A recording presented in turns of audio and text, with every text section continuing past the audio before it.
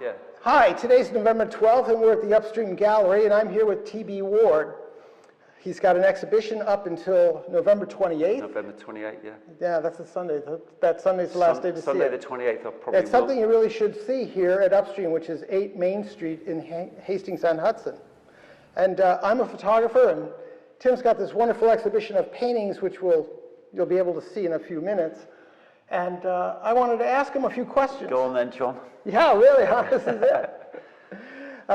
Listen, I've seen some of your more realistic work earlier, and some of the paintings here have numbers and things in it, but the audience will hopefully get a chance to see some of these wonderful, large, how large is it? That's about a 72-inch piece of canvas? Yeah, the large ones are all 6 feet high, and the range is like 10.5 feet to 12. 10.5 feet? That one's 12 feet. Yeah, and these are unstretched. Yeah. They're put up on the wall with grommets, and they look great. And these were being done while you had a studio right here in Hastings. Yeah. Basically, I had the space to do it. Yeah. And so I did it. Yeah, right. Well, hopefully you have some more space like that again. Yeah, hopefully. But it really felt like I should utilize the space while I had it. I always wanted to make big stuff. And this was the opportunity to... So that I don't put words in your mouth, whose work would you say inspired these particular canvases? There's a whole range. I mean, I had a kind of... I was looking at Delacroix paintings while I was making these. Really? Yeah, like kind of... There's one painting in particular called Liberty Leading the People, I think. Is that the one where she goes over the barricades? Yeah, in the she's got the French flag, and then there's the she's leading. Yeah, and there's the kind of.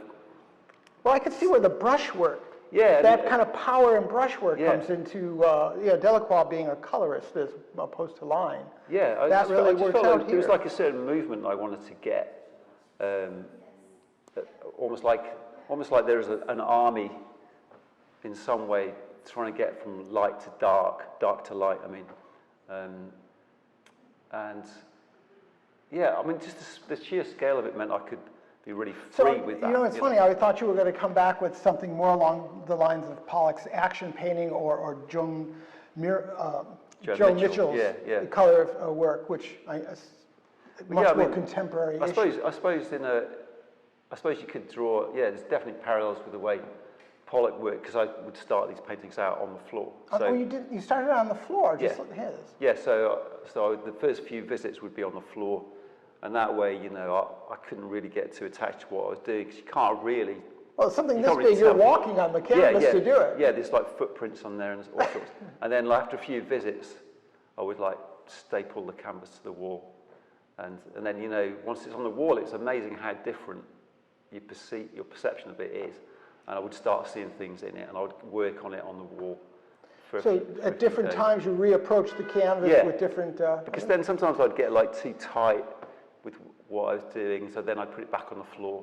And it's easier to destroy something somehow on the floor. You feel less attached to it. So I suppose there is a Pollock nature to the practical way I went about it. But it's not how I was thinking of it in terms of the end product. All right, in this show you have... let's see, about seven works that are actually stretched on stretchers. Were they earlier or at the same time? Same time, yeah. I probably always work on 4 or 5 pieces at one time. I think, given that we're sitting right here, we probably should address the one canvas that our audience can see. Yeah, the oval. The oval. The oval, yeah. Not the egg, the oval. Yes, the oval, yeah. So you must have masked that off. Yeah. Because I can see all the action and brushwork that you put into these other larger canvases. Well, I like the idea of I masked it off pretty carefully, but then once I started painting, I've always had this thought of I'm going to be really excited to take this masking tape off, because the paint I knew it was bleeding a little bit, but I like those edges, just that it creates. Yeah. So it's kind of sharp. Yeah, sure. Down in the lower right-hand corner toward your signature, you can really see the bleed. So with that kind of a bleed, it means at some point this was up on the wall when you were doing it. Yeah. Same thing again with I would you know, I'd vary it, so I'd like work on the floor, put it back on the wall. Just helps me give a little bit more, somehow, I'm less attached to it, I'll get a bit more perspective from seeing it in different places, you know. And the oval was like, you know, I was looking at Mondrian paintings. And, I heard you say that earlier in yeah. the discussion, and not knowing Mondrian's earlier paintings, just knowing the Distil stuff. Yeah, no, he quite often, well, he did several paintings using the oval, and I've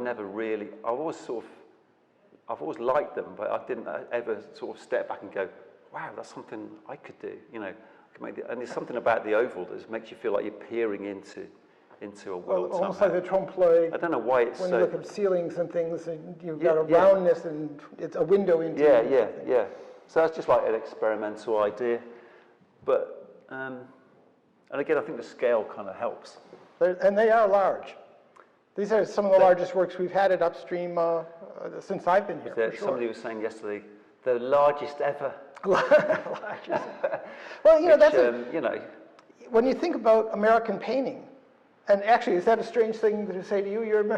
Are you a British painter, or does it matter? Yeah, well, I suppose, you know, I'm probably more of an American painter than I am British, because I've been painting longer in America than I ever did in Britain. But does you know, now when I look at some of them, does Turner come into this for you at all? Yeah, definitely.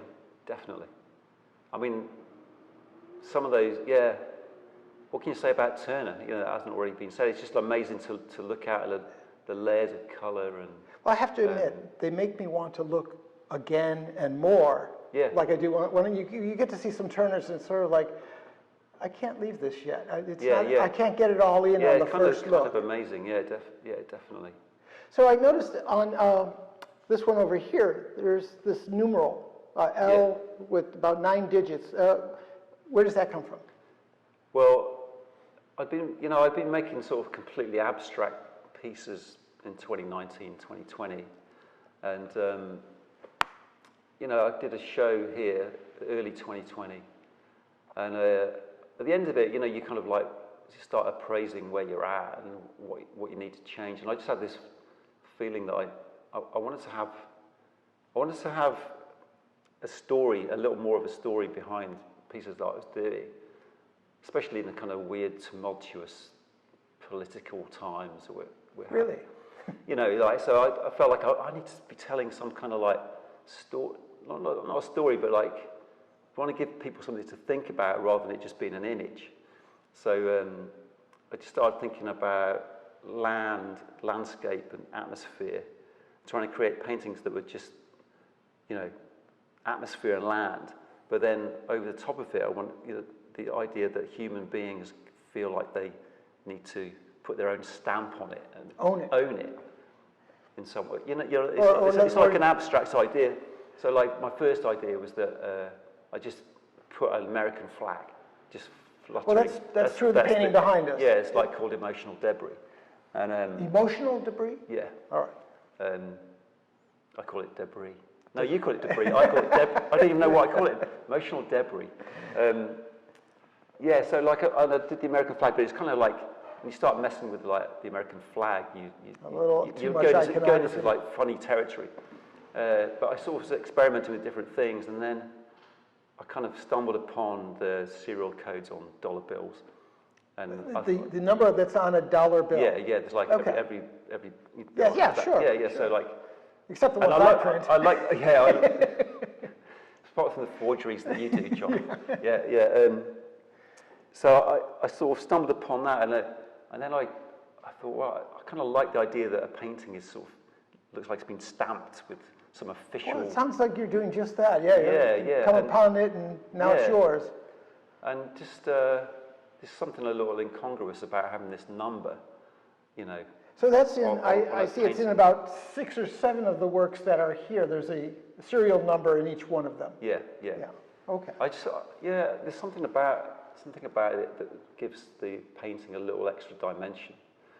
And I was talking to a lady a couple of months ago, and she was asking about those, and I described, you know, that they were you know, dollar bill.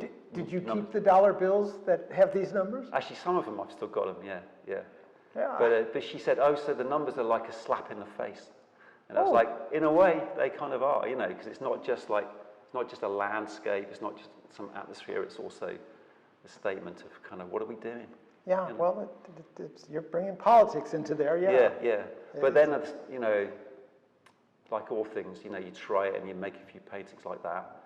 But then with some of the other ones, I was intending on putting the digits on some of these other bigger pieces. But then after a while, I'm like, well, they're kind of beautiful as they are, and I didn't want that. Yeah. On all of them. Okay, I can So, see that. Yeah, you know, so Well, you have other markings that Yeah. bring things together.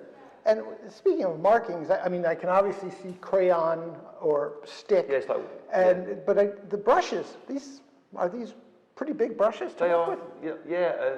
I mean, obviously, when the canvas is on the floor, I can kind of just Yeah, spill. spill. So I use a variety of size brushes, but and then I use oil stick on a stick, so I can kind of be away from it a little bit. But they sort of felt like I wanted to do a lot of drawing, you know, sketchbook drawing. I'll be out and sit on a park bench Yeah. do some drawing, and I wanted these to have a little feeling of drawing as well, like A certain immediacy. yeah, and just kind of, you know, mark making and like a looseness to a sketch that you get from doing something small and quick. So like with these, I try to tune into that same idea, but on a larger scale.